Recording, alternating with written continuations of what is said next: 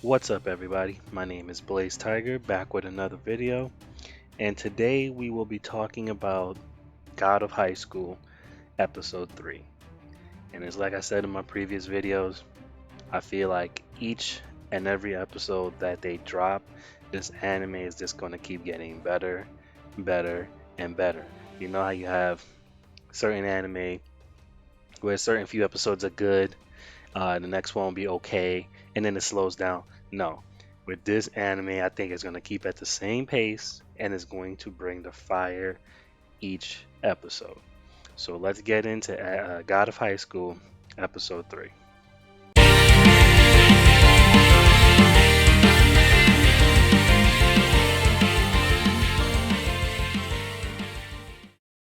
So episode 3 starts at a temple chapel thing. Temple chapel thing. They look like a cult actually, and there are about what 5 or 6 individuals uh, who appeared there, who seemed to be the leader of this cult.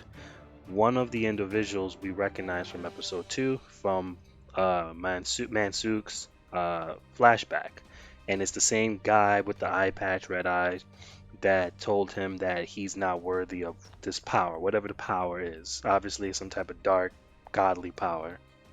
The other individuals, they've never been shown before between episode 1 and 2. So clearly, we'll probably get some type of story for them later on in the series. And then there's the one in the middle with the hood on, who's most likely, well, they all had hood ons, but you can't see his face.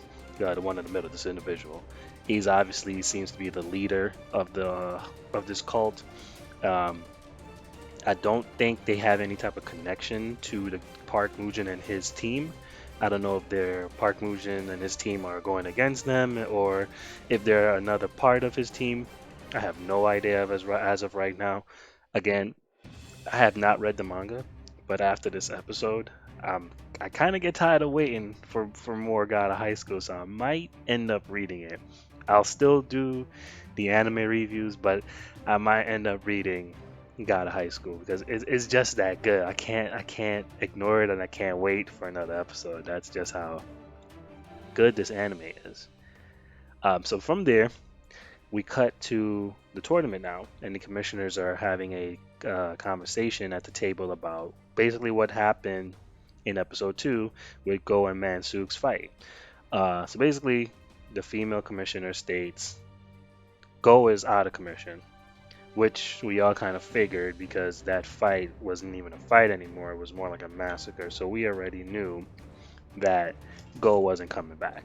So they stated he's out of commission and he will no longer he won't be coming back to the to fight. Mansuk now, he's not badly hurt or anything like that, except for his mind. Clearly, his mind is broken, and that fight with Jin probably broke it even more. He is in the corner of the hospital bed, saying "monster." I don't know if he's referring to Jin. I have no idea because we all, if you guys remember the flashback he had in episode 2, he's a broken man already as is because of the events that happened to him in his past, and I guess losing that fight with Jin just reminded him of that weakness. So they stated he's gone, he's out of it. The female commissioner blames Jin for all of this. Now, Mansuk, I can understand why she would blame him for that. Go, I don't get why she's blaming him for that part because Go had no parts in what happened to him, regardless of if Jin stepped in or not. He was gone. He was not coming back. So Park Mujin is looking at Jin's file now, and he realizes a name on there that sparks his interest, which is Jin's grandfather.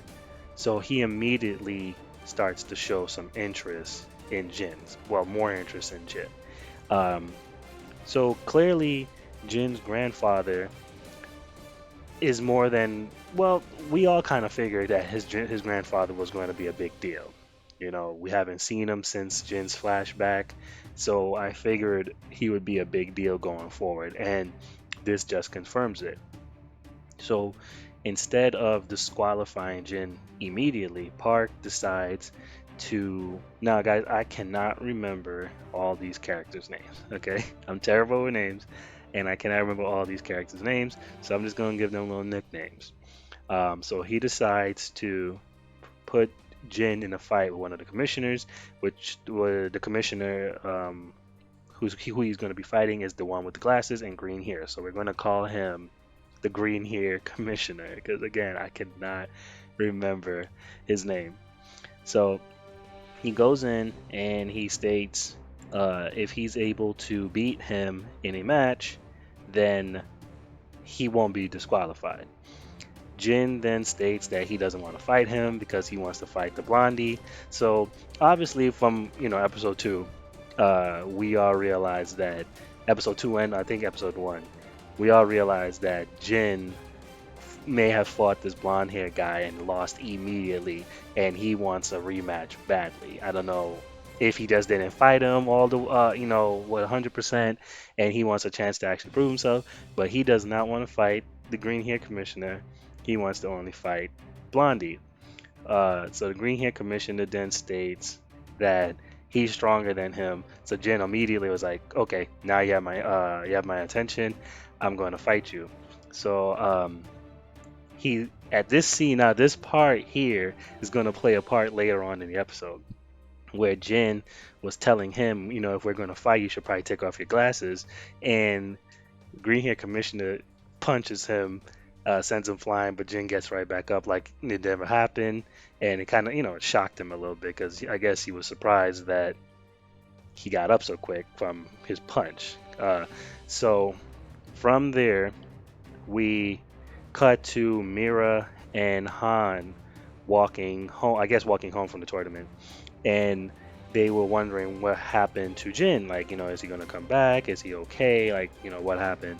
And Jin appears behind them, and he states that if he can beat one of the commissioners tomorrow, he will be reinstated into the tournament. Now he's eating fruits, and we later find out from Jin telling the story that Park Mujin gave him the fruit. Now, there was a part in what Park Mujin told him that plays a big role, and also later in the episode, he stated if you eat fruit, it will rebuild, give you back your energy, build up your energy, right? So we're thinking. To me, I'm thinking, it's just like how your parents tell you, eat all your fruits and vegetables, you grow up big and strong. So that's what I'm thinking it is.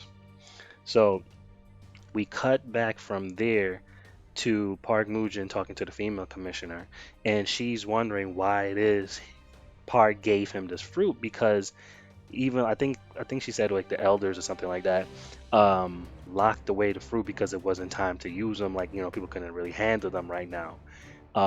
So these fruits obviously are not normal fruit that you can just buy from the grocery store.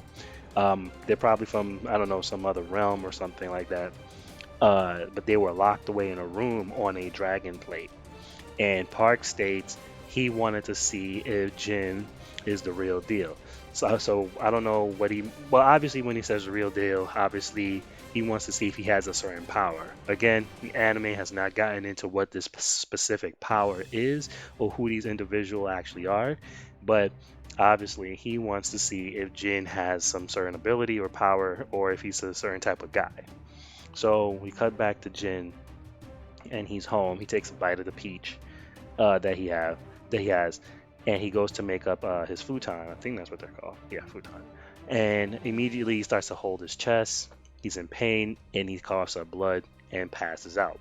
So again, this fruit is not normal. And remember what I said about Park stating the fruit, eat the fruit, it will help build up your power. Remember what I said because again, that plays a big part later on in the episode. So we go from there now back to the tournament, and the first fight is between Mira and I believe her name is Ma or something like that. Yeah, Ma. She's the female that stunned the guy that stunned the guy in episode one. Um, And the fight starts off, and immediately it's kind of one-sided. Ma is beating her up, like this. Well, I won't say destroying her, but she's beating her. And Mira's can't really land too much of a hit on her. Um, so while the fight continues, the crowd's cheering for Ma. Mira's losing. She then Ma decides to tell Mira why she joined the tournament, and basically, basically, her reasoning is, is nothing serious or anything like that. She just wants a harem of men to basically be around and worship her, cater to her, pamper her. And these men now in her little harem dream are the male commissioners of the tournament. So I don't think she knows them per se, but she clearly, obviously, has seen them, and they're the type of men that she won. So from there, oh, but before that, I missed a part. Uh, she at the beginning of the match between those two, she did tell Mira that she needed a different weapon besides that wooden sword to hurt her, right? So remember that part. So from there, from her telling her about the little harem, the fight continues. Mira is still losing. She lands one hit on her. She hits her in the forehead, but now Mira doesn't have the sword anymore. Uh, so Mira then her hands are more lethal than her sword, than her wooden sword. Let's just say that. So from there, Mira uses her swordless techniques, and she immediately beats Ma. She wins the fight. So that fight's done. It was a good fight, but not the best fight in the episode. So we go from Mira's fight to Han now, and we're able to see this person that he's working all these jobs for and trying to get the money from the tournament to help pay, help for operations to help this guy, get better and get out of the hospital, live his life again. So it's a guy who obviously is like his best friend, and he's telling him that his sister took on another job, and that she's basically kind of like killing herself working to pay for this guy's medical bills, and how he doesn't want Han to work any more jobs to try and help him. But Han's character, he's very quiet, but he's a very nice guy. Like, he seems like he's the type of character that would do whatever it takes for his friends, and he's a respectable, just respectable young guy. So they have a good laugh and good conversation on the roof of the hospital, and then we cut from there to Han's job. He looks like he's working in a computer caf or something like that, a game caf. And these three individuals who are, bullies, obviously, show up and basically start pestering him and bad mouthing his friend, and how, he's close to dying and how they don't like him. And anyone would be mad to hear someone or individuals speak about a friend like that or a family member. They're bad mouthing this person, and this person is not feeling well, they're not well, they could die. And then these guys are just heartless, just talking about them, no care in the world. And Han is, he's keeping it together because, again, like I state, he seems like the type of individual. He's respectable, he's kind, and he'll do whatever it takes for his friend. But he's not the type of guy that will use his abilities to just attack anyone that basically irritates him or crosses him. So, he just lets it go, which in my opinion was the right thing, because these guys, they don't seem like fighters, and what Han can do, I guess you just call it murder at that point. So he walks away. So then we cut from that scene to the next tournament match, which will be Han versus, I cannot remember this dude's name. What? We'll call him the baseball glasses guy. I think his name is Beak or Bach or something like that. Um, Now this guy, I said before, I was interested in how he fights, because he's reading a book, he has a bat, he's not really paying attention to who he's fighting, he's just fighting. So here now, he studies different martial arts and wants to test his knowledge, basically everything that he's learned, by fighting individuals. So according to him, he joined the tournament to test his theories on basically his studies and his violence. And according to him, also, He studied karate 3 years ago, and he knew how to beat Han, according to what he said. So the fight starts, and it's kind of one-sided at first. Bach Beak, whatever his name is beating Han. Han decides to go on the defensive. He starts to uh, dodge his moves, and then from there, uh, Glasses guy, Glasses guy goes to attack, and he slips. And instead of Han attacking him while the other dude is falling, he decides to cancel his attack, take a blow to the head from the bat, because dude's falling, so the bat flings up and hits Han in the head, and he decides to help him up. So a lot of people were surprised about that because some people would still attack, because they're in it to win it, so they'll do whatever is necessary to win their match. So from there, the dude gets up and the fight continues. He then launches an attack at Han, which pierces him, according to the Beak, Bach, we'll call him B. Let's just call him B. Uh, the attack pierces him 12 times straight to his organs. So Han is leaning on the rope of the ring, and he remembers something that his friend states to him. Um, Basically, that comment gave him string. I believe it's you got to keep fighting if you want to live. So Han gets up and he just starts to launch different techniques at him. One which destroys his attack, destroys B's attack. The other one throws him off balance, and then the last attack that he threw at him basically broke his defense. So from there, Han is wailing on this guy. And remember, episode 1, I did say we're going to call Han All Might because each blow he throws is heavy. Like, it is a gust of wind and everything. This guy can hit. And I was surprised that B actually blocked one of his attacks. I thought his arms was going to break because, again, like I said, this Han hits heavy. So he's wailing on him, and basically he goes in to finish him with his fourth secret technique, but then he realizes that the guy is already passing out, and he decides to cancels his attack, which again goes back to Han's character. He is a respectable guy, and he doesn't play dirty, which is cool. I like his character. So far, I like almost all the characters that are in the show. So Han wins his fight. He's exhausted. He's tired. But it's okay because he's done. I guess he's done for the day. So then from there, the fight between Jin and Green Hair Commissioner is beginning. And Jin is nowhere to be found because he's still literally passed out in his house. But we do get an interesting scene here, though, where Jin, I guess he's having like a dream or a flashback, and the pictures aren't too clear. They're like old painted drawings, kind of. That's how they're being depicted in this dream here. But we do get to see a scene of him from behind, and I don't know if it's something from a past life or if he's really a god that lost his power somehow and then he came to earth and reverted to a child or whatever the case may be. But obviously this fruit awoken something in him. Now remember I said Park Mujin's words about the fruit giving him power, like building up his power, is going to play a part later on in the episode.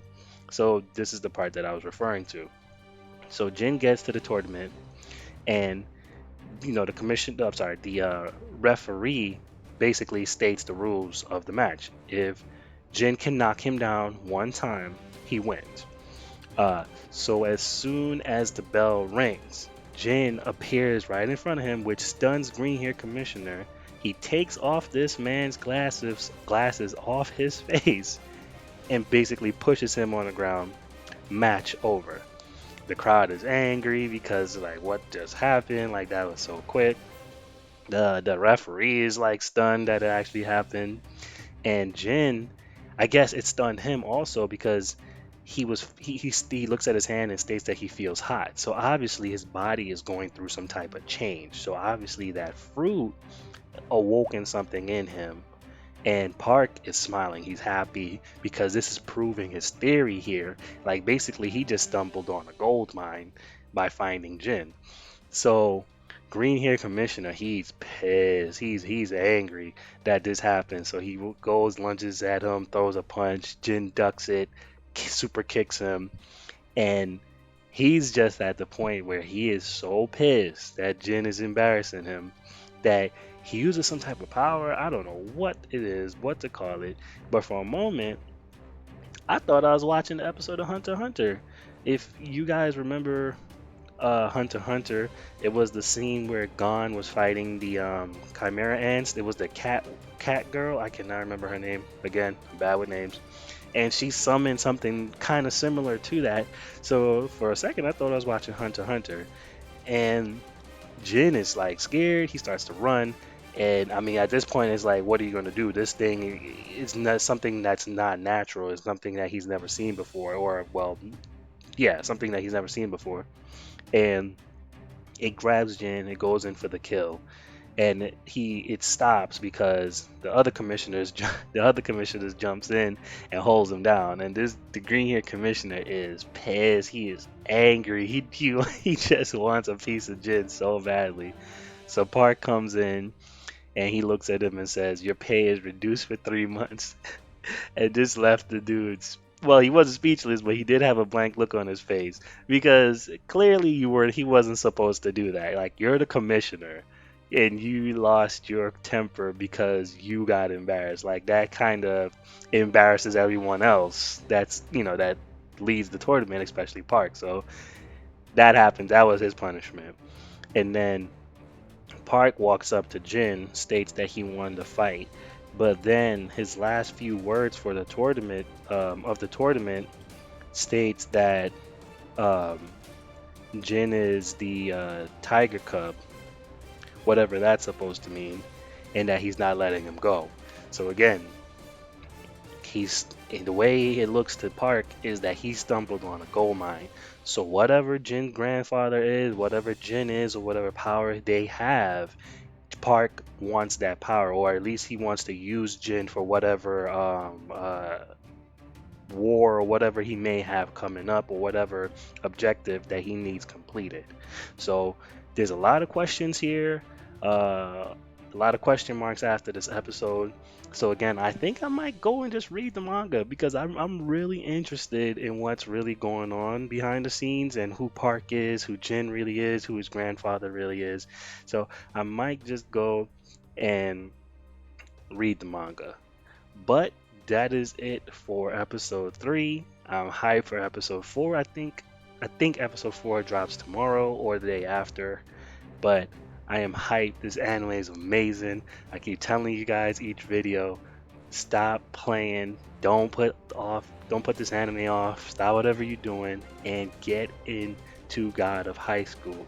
These webtoon animes are coming and they're changing the game. If you're not watching this anime, you tripping. I would not lie to you guys. Watch this anime. It is fire. But that's all I have for this one, guys. Don't forget to like, subscribe, and hit that notification bell to know when I upload my next video. And I will catch you guys on the next one.